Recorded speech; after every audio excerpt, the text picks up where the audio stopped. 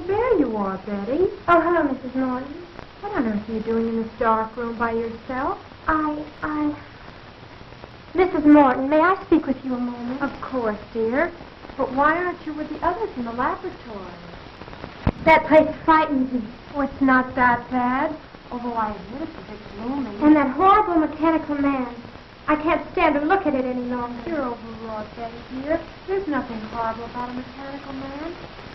Frank has been working on it for 2 years now. And Jim has been helping him for a year. I know, Mrs. Morton. And I don't approve of James going any further with this experience. But why, dear? Oh, I know it's silly of you to feel this way. But not everything looks so weird. Haven't you ever thought that something is going to happen to you? Something you know is going to be terrible? And yet you can't explain what that something is. Are my family still around? I don't know. But somehow I have a feeling I'll never manage it. Why, Betty, I've never heard you talk this way all the time I've known you. Is the wedding day set for tomorrow? Yes, but... Oh, Mrs. Morton, you don't suppose anything has happened to James, do you? I mean, could anything possibly go wrong with the experiment tonight? Of course not, dear. What are you saying? I don't know. I just can't stand to have a mechanical man look. I have a feeling it has its blood. What's absurd? It's just a girl that knows fool.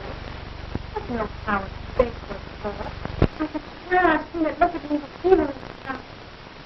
Almost as if it was sneering. That's it.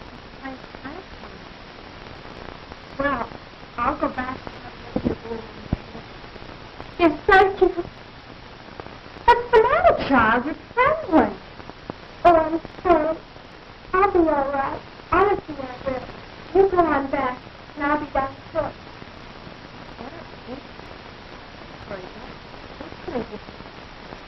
I'm sorry, Mrs. Morton. I'll be all right. You go on. That's it. Sorry, Diana.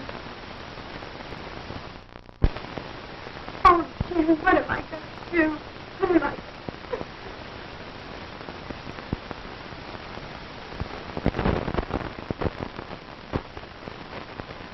There we are. Mm-hmm. Now that should be just about it. Gee, Pop, will he work now?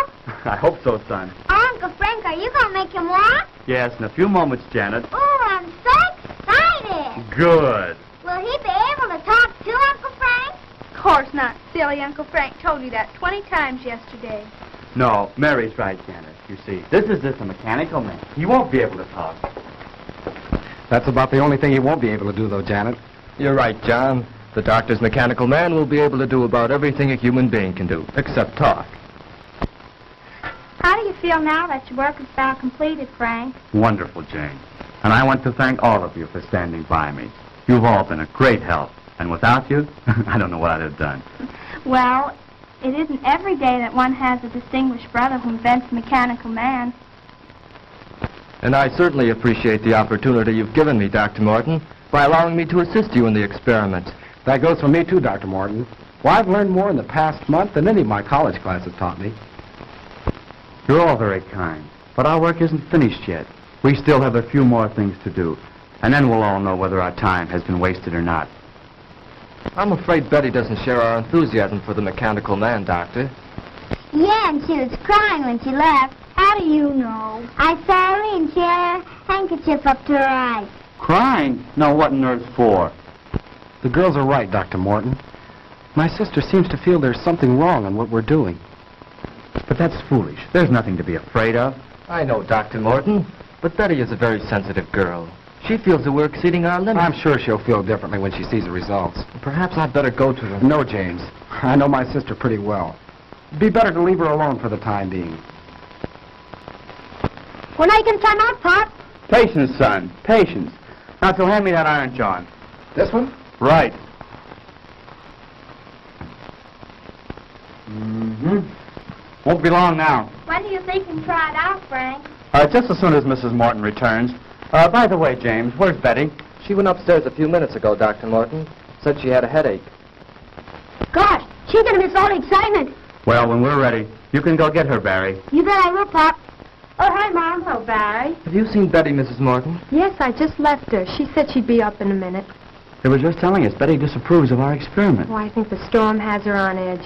She was much calmer when I left. Is there anything I can do? No, James. It's just a case of nerves, I think. Anyhow, let's give her a few more minutes alone. Well, if you think we should. We're just about finished, Madge. Won't it be wonderful to see a mechanical man move around, Mary? I suppose you'll let him help you do the dishes. I think your uncle would like that better than I would, Janet. Sometimes think that's why you invented a mechanical man. Oh, now, Madge. Well, you do hate doing little odd jobs, Frank.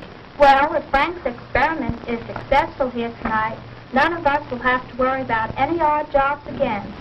I can't say that I'd mind having a mechanical man in my business.